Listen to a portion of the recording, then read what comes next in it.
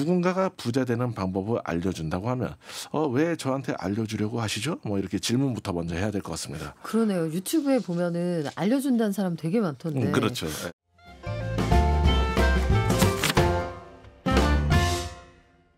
목돈연구소에만 있는 주말의 극장, 경제로 다시 보는 영화연구소, 매일경제 박창현 기자 오셨습니다. 안녕하세요. 안녕하세요. 박창현 기자님 새해에 더 씩씩해지신 것 같아요. 예, 항상 씩씩하게 인사드리려고 하고 있습니다. 그래요. 예. 혹시 미국장에 투자했다 큰 돈을 번 게 아닌가 싶기도 한데 오늘 영화는 뭐예요?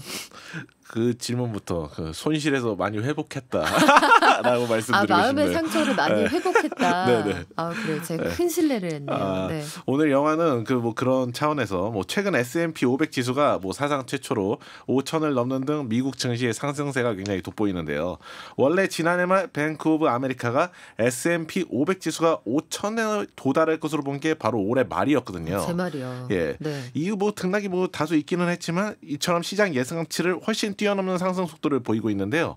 이러다 보니 한국처럼 다소 지지부진한 증시 흐름을 보이는 국가의 투자자들이 미국 증시로 돈을 옮겨야겠다 이런 이야기도 나옵니다. 이처럼 미국 주식시장이 어느 때보다 주목을 받는 시기에 보기 딱 좋은 영화를 준비해봤습니다. 2013년 작품 더 울프 오브 월스트리트입니다. 월가의 늑대. 그래요. 요즘 한국에서 미국으로 주식 이민 간다 이런 말씀들 하셔서 이해는 되는데 또 속상하기도 하더라고요. 네네. 국내장은 왜 못 가는지. 그러니까요. 일단 레오나르도 디카프리오가 주연한 영화다. 잘생겼다. 네네. 네. 그렇습니다. 믿고 본다. 그렇죠. 그리고 또 영화 연구에서 디카프리오 주연 영화 다루는 것만 벌써 3번째예요. 그러니까 네. 이분도 상 하나 드려야 될 것 같아요. 네. 자주 출연하신 상을 드리도록 하고, 더 울프 오브 월스트리트의 감독은 마틴 스콜세이지로 에비에이터, 디파티드 등 다수 작품에 디카프리오를 출연시켜 왔습니다. 스콜세이지는 주로 어떤 대상에 병적으로 집착하는 인물을 주로 그려온 감독인데요. 자신이 그린 캐릭터의 어떤 병적인 강박증을 디카프리오가 그만큼 잘 표현해 왔기 때문에 계속해서 작업하는 것이겠죠. 더 울프 오브 월스트리트에서는 무서울 정도로 돈에 집착하는 주인공 조던 벨포트를 연기했습니다. 이 밖에 디카프리오의 연인으로 나오는 마고 로비. 마고 로비 좋아. 네네. 너무 매력적이죠. 네. 예. 동료로 나오는 조나 힐 등 여타 배우 캐스팅도 화려합니다. 돈에 집착하는 인물을 그릴 것 같다. 일단 돈이 가득한 동네에서 배경으로 하고 있는 거니까. 이 영화 가지고도 돈을 많이 벌었습니까? 네, 거장 마틴 스콜세이지는 거대 예산을 투입하고도 흥행이 잘 되지 않은 작품을 여럿 보유한 감독인데요. 이 영화는 개 중에서 그래도 큰 성공을 거둔 축에 속합니다. 1,300억 원을 들여서 제작했는데요. 전 세계적으로 그 4배에 달하는 5,200억 원의 티켓 수입을 올렸습니다. 그래요. 우리 영화로 한번 들어가 볼까요? 예, 영화를 한번 들어가 보시면은요. 네. 그 영화는 이제 20대 청년 조던 벨포트가 뉴욕으로 활동 무대를 옮기는 내용으로 시작이 됩니다. 그는 어릴 때부터 늘 백만장자가 꿈이었고 이 꿈을 실현하기 위해서 뉴욕만한 무대가 없다고 생각했습니다. 영화 밖 이야기를 조금 덧붙이자면 원래는 치과 의사가 되려고 치과 대학에 진학했다고 합니다. 그런데 첫 수업에서 학장이 치과 의사는 큰 돈을 벌 수 없다고 얘기하자 그 자리에서 학교를 그만뒀다고 하네요. 그렇게 학교를 나온 뒤에 여러 사업을 거치다가 무작정 월스트리트로 향한 것입니다. 초반엔 그는 증권 중개 관련 자격증도 없는 초짜 중에 초짜로 나오는데요. 브로커 자격 시험을 통과하고 증권사의 브로커로 정식 취직한 뒤 얼마 안 돼서 일자리를 잃게 됩니다. 일단 여기까지만 들으면 흔한 혹은 뻔한 성장 스토리인가 싶은데 이게 실화라면서요. 그렇죠. 이게 네. 실화입니다. 예. 이 울프 오브 월스트리트는 이 실화에 기반해도 여러 작품 중에서도 굉장히 실제 사건을 충실히 반영한 사건인데요. 방금 전에 그런 말씀드린 이런 조던 벨포트 다 실제로 있었던 인물이거든요. 근데 이 조던 벨포트가 자서전으로 더 울프 오브 월스트리트라는 이제 그 책을 펴냈는데 이 책을 이제 영화한 그 작품입니다.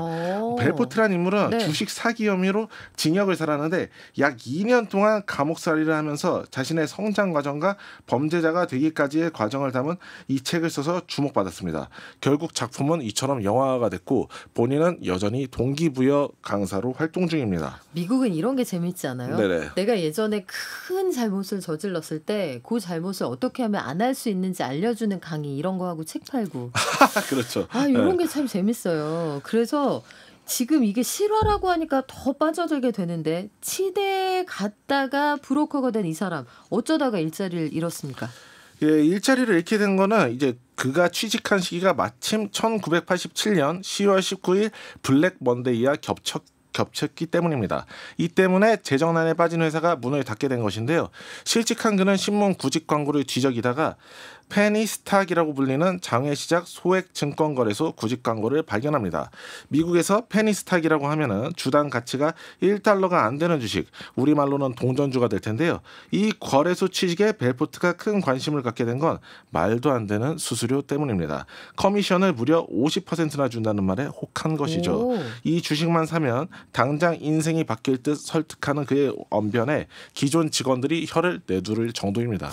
이 정도면은 그 다단계 다이아몬드 등급 가야 된다. 네. 이 거래소에서는 그래서 쑥 승승장구하게 됩니까? 네, 페니스탁을 뭐 주당 수천 달러에 팔아넘기면서 그는 큰 돈을 만지게 되는데요. 같은 건물에 살던 주민 도니는 스포츠카를 몰고 다니는 벨포트가 매달 9천만 원 이상 번다는 말을 듣고 바로 벨포트의 밑으로 들어가 일하게 됩니다. 이게 1987년 기준으로 매월 9천만 원 이상 번다는 거죠. 그렇죠. 물가 상승률을 뭐 반영을 하면은 어마어마할 것 같습니다. 그때 당시에 서울의 양옥집 한 채가 3천만 원이었어요. 세 채, 네. 한 달에 세 채. 이 벨포트는 창업의 꿈을 그래서 품고 돈이 이외에도 여러 팀원들을 모집하는데요. 이 팀원들 면모를 보시면 어떤 사람은 법에 굉장히 빠삭하고 어떤 사람은 힘을 잘 쓰고 어떤 사람은 인맥이 넓은 등 각자 가진 재능이 다르지만 전반적으로 우리가 증권맨에게 기대하는 어떤 스마트한 모습, 이것과는 거리가 있습니다. 오히려 돈의 건달 같은 모습인데요. 돈이 인생의 유일한 목표인 벨포트가 이들을 모은 이유는 뚜렷합니다. 왜일까? 돈 모으려고? 이들은 가치가 없는 물건을 포장해서 네. 그 파는 일에 아무런 죄책감을 못 느끼는 거거든요. 자기가 사기를 치고 있다는 자각이 전혀 없습니다. 네. 오히려 돈을 내가 더 가치 있게 써주겠다 이러면서 뭐 합리화하고요. 벨포트의 분신 역할을 해줄 사람들을 그러니까 벨포트가 모은 것인데요. 그렇게 해서 벨포트는 스트레튼 오크몬트라는 회사를 설립하게 됩니다. 근데 이게 지금까지 들어서는 이 사람이 감옥에 갈 만큼의 잘못인가 아직은 잘 모르겠어요. 네, 싼 주식을 감언이설로 비싸게 팔았다. 네네. 이게 가치에 대한 판단이 잘못돼서 내가 잘못 샀다 이렇게 생각할 수도 있을 것 같은데 구체적으로 어떤 사기를 치게 되는 거예요? 예, 이들이 저지른 잘못은 펌프 앤 덤프라는 단어로 요약되는데요. 펌프 앤 덤프는 특정 세력이 특정 자산에 투자한 뒤 대대적인 홍보를 통해 가치를 펌프질하고 자산값이 올랐을 때 큰 이익을 남기고 다른 투자자에게 떠넘기는, 다시 말해 뭐 덤핑하는 그런 행위를 의미합니다. 초반에 이런 행위가 큰 문제가 안 됐던 건 부자를 대상으로 우량주의 페니스탁을 섞어서 팔았거든요. 페니스탁을 우량주에 섞음으로써 마치 우량주로 성장해 나갈 주식처럼 느껴지게 한 것입니다. 혹시 페니스탁에서 손실이 나더라도 우량주의 수익 때문에 다소 상쇄되게 보이도록 하는 전략이기도 했고요. 벨포트는 이 스트레튼 오크몬트의 사업을 이제 많이 확장하면서 부자 고객들에게 뭐 신뢰를 얻기 위한 여러 전략들, 뭐 이를테면 직원들 전부한테 뭐 상무 이런 직함을 부여한다든지, 뭐 전군의 예. 간부화 이런 거. 네. 예, 그런 전략들을 많이 쓰게 됩니다. 그래요. 티 안 나게 조금씩 좋은 거에 나쁜 거 섞어 팔았다 이런 얘기네요. 네. 결국 어떻게 돼요? 예, 벨포트는 이제 회사가 삼류기업 딱지를 떼고 한 단계 도약할 필요가 있다고 생각했는데요. 그래서 IPO, 기업 공개에 도전하게 됩니다. 이때 만난 사람이 스티브 매든입니다. 들어봤는데. 네, 이 사람은 자기 이름을 딴 신발 브랜드로 유명세를 얻은 인물인데요. 뭐 이런 통굽 신발, 뭐 글래디에이터, 뭐 신발류 이런 것들이 유명합니다. 뭐 참고로 여전히 존재하는 회사이고요. 현재까지도 뭐 연간 2조에서 3조 원 수준의 매출을 올릴 뿐 아니라 나스닥에서 시가총액이 4조 원 이상입니다. 뭐 이런 그 우량한 회사를 한번 IPO 시켜보겠다, 뭐 이런 원대한 꿈을 품은 것이죠. IPO 하는 건 나쁘지 않은 것 같고 네. 일단 스티븐 매든 회사가 지금까지 남아있는 거 보면 이 회사는 당시에도 얘기가 되는 회사였다는 거잖아요. 네네. 근데 왜 문제가 됐죠? 예, 말씀 주신 것처럼 그가 지금껏 팔아온 그런 페니스탁과는 달리 스티브 매든은 경쟁력 있는 회사였거든요. 다만 벨포트는 자기 동업자인 도니와 차명 계좌를 만들어 해당 주식을 무려 85%나 사들입니다. 불법 거래를 네. 통해 재산을 크게 증식하려는 것이었는데요. 스티브 매든 역시 그 불법 행위에 가담했고요. 그러나 꼬리가 길면 잡히게 돼 있는 법. FBI는 더 많은 돈을 벌기 위해 사기에 나날이 창의성을 더해가는 벨포트에 대한 자세한 수사에 착수합니다. 과연 월스트리트의 이 탐욕스러운 늑대는 수사기관의 추적까지 따돌리고 먹이 사슬의 꼭대기까지 올라갈 수 있을까요? OTT에서 확인해 보시죠. 확인하기 전에 감옥 갔다고 알려줬잖아요, 아까. 그 과정을 한번 보시죠. 알겠어요. 이게 실화라고 하고 이 사람이 내가 내 자신을 월가의 늑대라고 스스로 칭한 거잖아요. 네. 실화하고 영화 사이에 어느 정도 차이가 있는지 궁금한데요. 예, 대부분 씬에서 신화를 높은 수준으로 반영한 가운데 몇몇 극적 과장을 하기도 했습니다. 이를테면 벨포트의 친구 도니 캐릭터를 만들 때는 데니 포르시라는 벨포트의 실제 동료 성격을 주요 재료로 삼되 여러 친구들의 성격을 섞었다고 합니다. 영화에서는 벨포트가 대범한 인물임을 드러내기 위해 FBI 요원을 매수하려 시도하는 장면을 넣기도 했지만 뭐 그 정도로 무모하지는 않았다고도 하네요. 근데 벨포트는 원래 증권맨이 되려던 사람이 아니었잖아요. 네네. 치과의사 돼야지 했던 사람인데 이 사람이 어느 날 갑자기 실직하고 월가의 중심에 서서 마음껏 사기를 칠 수 있었던 이유가 뭐예요? 벨포트는 마치 그 성공이 당신의 눈앞에 있다 이런 환상을 주는데 굉장히 탁월한 그 언변을 지닌 인물이거든요. 팀원들을 모집할 때도 누구든지 약간의 말빨만 갖추면 자기처럼 부자가 될 수 있을 것이라는 환상을 줬고요. 그 팀원들과 함께 투자자를 모집할 때도 약간의 관심으로 주식 부자가 될 수 있을 것이라는 환상을 줬습니다. 뭐 언변이 굉장히 화려했고요. 그래서 이 영화에서 가장 재미있는 장면이 벨포트가 직원들에게 동기부여를 위한 연설을 할 때입니다. 진짜 동기부여 강사가 앞에 있는 것처럼 스크린에 빨려 들어가게 하는 힘이 있습니다. 그래요. 뭐 될지어다 이렇게 얘기합니까? 네네. 믿습니다 이런 거? 거의 뭐 종교의 네. 그런 그 모습 같은데요. 뭐 최근에 뭐 SNS에서 뭐 활기치는 뭐 성공 장사, 뭐 시쳇말로 뭐 성공파리도 벨포트의 전략에서 크게 벗어나지 않는 것 같습니다. 원조가 따로 있었구나. 네네. 네. 몇 가지 기술만 갖추면 유튜브에서 월급 이상의 소득을 쉽게 올리는 인플루언서가 될 수 있을 것이라고 유혹하거나 자기의 지시대로 주식을 매매하면 경제적 자유를 얻게 될 것이라고 어떤 환상을 줍니다. 하지만 이와 관련해 자주 지적되는 문제는 성공 장사를 하는 본인들은 과연 어디에서 가장 큰 소득을 올렸느냐는 것입니다. 결국 자신이 설득한 개인들에게 회비나 가입비 명목으로 받은 돈이 주 수입이 됐다는 것이죠. 벨포트에게 문제가 되는 것은 페니스탁을 팔았다는 것 그 자체는 아닌 것 같습니다. 뭐 유망한 페니스탁을 발굴하는 눈을 가지고 고객 모두와 차익을 얻는다면 뭐 무슨 문제가 있겠습니까마는 그가 얻은 수익 대부분도 사실 고객이 낸 고액의 수수료였으니 실질적으로 주식과 관련해서 일반 고객에 비해 더 나은 안목을 지녔다고 보기도 어려운 것입니다. 누군가가 부자 되는 방법을 알려준다고 하면 왜 저한테 알려주려고 하시죠? 뭐 이렇게 질문부터 먼저 해야 될 것 같습니다. 그러네요. 유튜브에 보면은 알려준다는 사람 되게 많던데. 그렇죠. 네. 왜 알려줄까? 갑자기 고민하게 돼요. 자, 최근에 미국 시장이 정말 주목을 많이 받고 있는데 맨날 좋기만 한 건 아니었구나. 갑자기 블랙 먼데이 얘기하니까 그 생각도 나요. 네. 실제로 벨포트는 블랙 먼데이 때문에 첫 직장에서 나오는 어려움을 겪습니다. 우리말로는 검은 월요일인 블랙 먼데이는 1987년 10월 19일 월요일에 뉴욕 증권시장에서 일어난 주가 대폭락 사건입니다. 홍콩에서 시작된 대폭락이 유럽 등 여타 시장에 타격을 준 이후 미국에도 영향을 미친 것인데요. 이날 다우존스 산업평균지수가 무려 22.61% 하락했습니다. 와, 지수가요. 네네. 네. 금융시장 과열에 대한 투자자들의 우려가 커진 상황에 컴퓨터를 이용한 자동 매매가 주가 폭락을 불러일으켰다는 분석입니다. 작년 말에도 외신들이 블랙 먼데이를 자주 언급했는데요. 미국 국채금리 급등세에도 주식시장이 상승세를 지속하면서 1987년 블랙 먼데이 당시의 흐름과도 이게 비슷하다. 뭐 이런 분석이 나온 것입니다. 다만 혹시 증시가 빠지더라도 블랙 먼데이 수준의 대폭락은 뭐 현대에는 어렵다. 뭐 이런 게 다수 전문가가 공감하는 부분인데요.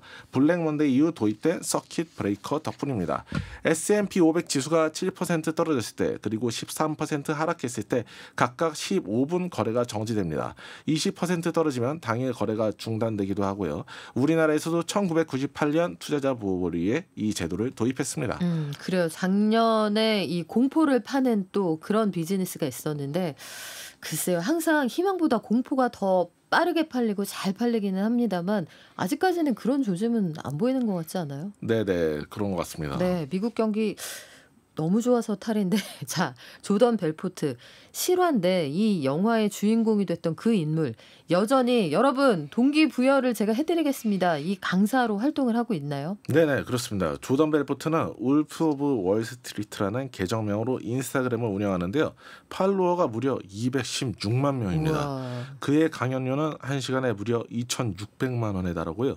그는 이제 과거를 반성하고 개인이 자기 잠재력을 100% 활용하는 법에 대해서 강연합니다. 그는 틀릴 것을 두려워하지 않고 생각에 따라 행동하는 것을 자기의 최고 능력으로 꼽는데요. 모두에게 그런 능력이 있지만 다들 행동하지 않아서 자신들의 놀라운 아이디어를 떠올리는 그런 근육을 퇴화시킨다. 뭐 이렇게 지적합니다. 그는 2023년에도 더 울프 오브 인베스팅이라는 새로운 저서를 출간할 정도로 집필 활동을 활발히 펼쳐나가고 있습니다. 다만 뭐 당연하게도 일각에서는 뭐 이처럼 심각한 범죄를 저지른 경제 사범이 뭐 그런 자기의 위험한 범죄를 저지른 경제 경력까지 이용해서 돈을 버는 게 맞느냐는 지적이 나오기도 합니다. 벨포트가 FBI에 체포되기 전까지 고객에게 입힌 피해 금액은 2,600억 원 가량으로 추산됩니다. 그리고 내용도 약간 위험하지 않아요? 틀릴 것을 두려워하지 말고 생각에 따라 행동하는 걸 최고의 능력으로 꼽았다면서요. 네네. 틀렸잖아요. 그렇죠. 틀릴 것을 두려워하지 않고 생각에 따라 행동했다 감옥에 갔다 왔는데 네. 그 경험을 가지고 강사를 한다. 아 재밌네요. 이게 미국이라 가능한 것 같기도 하고.